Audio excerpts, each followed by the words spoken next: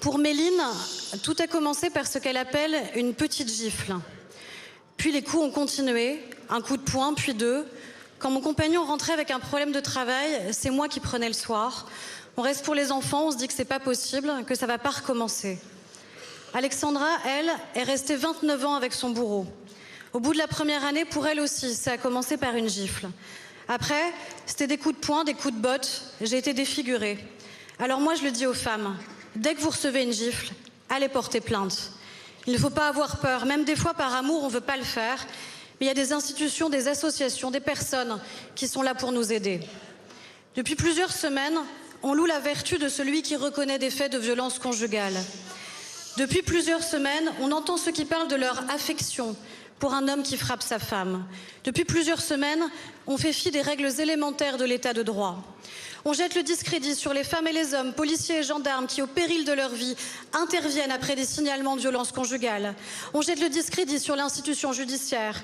On jette en fait des dizaines d'années de combat de nos associations qui ont permis aux victimes d'être accompagnées par la seule voie qui peut mettre un terme à leur souffrance, la voie judiciaire.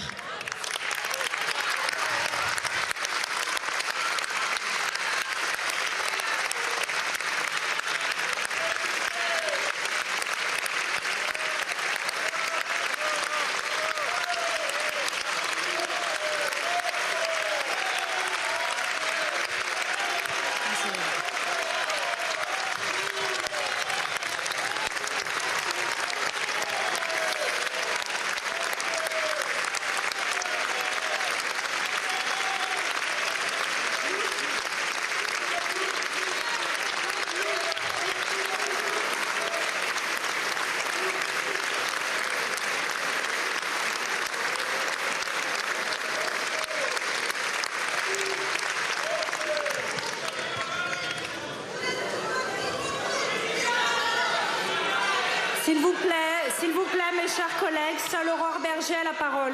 S'il vous plaît.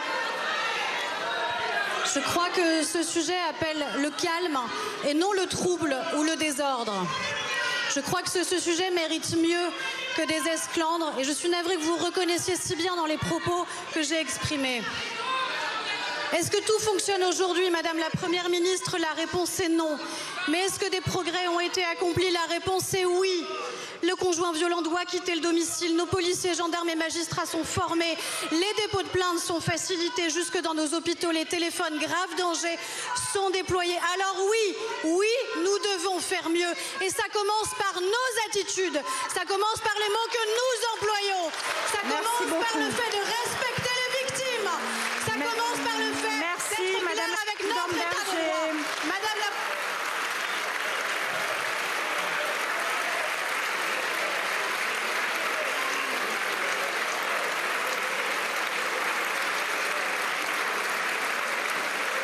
La parole